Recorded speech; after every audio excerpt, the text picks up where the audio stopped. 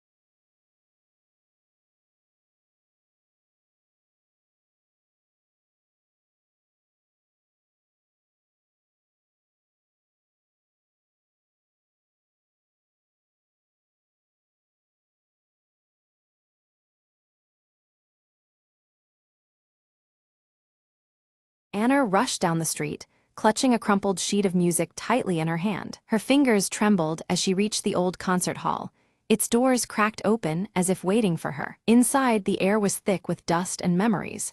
The grand piano sat silent, under the cloak of midnight. Mira slipped effortlessly through the shadows of the abandoned clock tower, her eyes fixed on the glowing orb nestled within the highest chamber, a legendary gem rumored to manipulate time itself. Every step was calculated, every breath measured. One wrong move and the old gears would betray her. She heard a faint click behind her, a trap primed decades ago, waiting for an intruder. With a swift leap, she dodged the descending blade just inches away, the air slicing past her cheek. Heart pounding, she reached the chamber door, its ancient lock rusted but unyielding. Mira produced a slender tool, her fingers dancing expertly as the tumblers fell into place. The door creaked open, revealing the orb pulsing with an ethereal glow, suspended above an ornate pedestal. She reached out, the tip of her glove brushing the gem's surface. Suddenly, the gears around her began to grind and whirl, time itself reacting to her touch. For a moment, the world slowed, the moon hanging motionless in the sky. Mira seized that instant, grabbing the orb and slipping it into her satchel. Alarms blared through the ancient tower, but the slowing seconds gave her the advantage. She navigated hallways shifting in and out of sync, outrunning guards caught in temporal loops. Bursting through a side exit,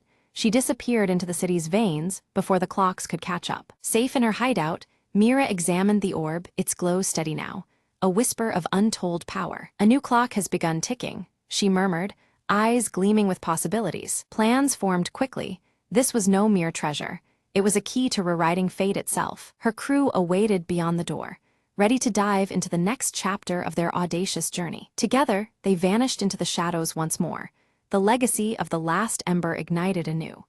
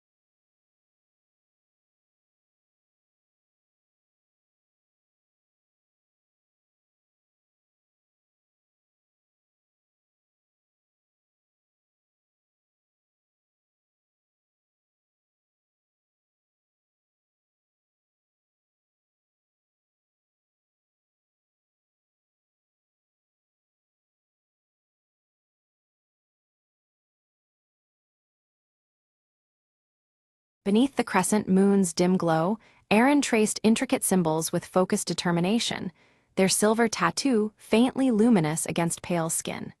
Each mark seemed alive, pulsing subtly as if resonating with a hidden power. Outside, the alarm was silence itself, until a tiny click echoed through the midnight vault. Mara's gloved fingers danced over the clock's gears, each tick a whispered promise, almost there. Behind her, the museum slept, unaware that its most prized artifact was seconds from vanishing. She had only one shot to outsmart the new security system, a puzzle wrapped in steel and shadows. Outside, her partner Leo waited, his watch ticking down the minutes until their window slammed shut. Mara's breath steadied, eyes fixed on the delicate mechanism. "Almost, now," she muttered. The vault door's bolts began to retract, inch by careful inch, like the slow exhale of a holed breath. Light flooded the chamber as the door creaked open, revealing the legendary clockwork heart. Its intricate cogs seemed to pulse with a life that rivaled the thief's own heartbeat. Suddenly, a soft beep, the secondary alarm triggered from a hidden pressure plate. Quick as a flicker, Mara snatched the artifact and dove for the shadowed exit. Behind her, footsteps, guards rushing, voices slicing through the quiet night. Leo threw open a side door just in time, pulling Mara through the narrow escape tunnel. They didn't speak. The urgency thrummed louder than any alarm in their veins. Outside, their getaway waited, a sleek motorcycle cloaked in darkness and promise. The engine roared to life, blending with the chase as guards spilled into the streets behind them. Mara checked the clockwork heart. The prize glimmered, safe and whole against the moonlight. As they sped into the night, Leo grinned. "Thought you said this clock was impossible to crack." Mara smirked. "Nothing's impossible when time's on our side." With the city fading behind them, freedom ticked forward, one perfect second at a time.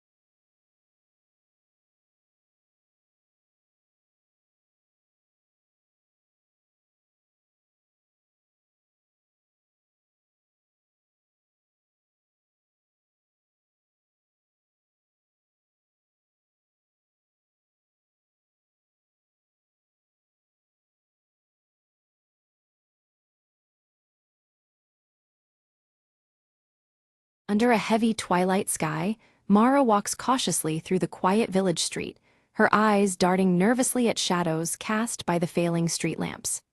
The fading light deepens the ominous mood as her scar pulses faintly.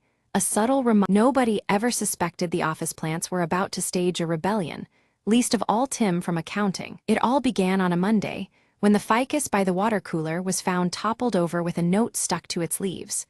"We want sunlight." Tim rubbed his eyes, wondering if he'd accidentally inhaled too much toner dust. But when the spider plant on Brenda's desk started twitching its fronds theatrically, everyone knew something was up. Meetings were disrupted by a barrage of falling leaves,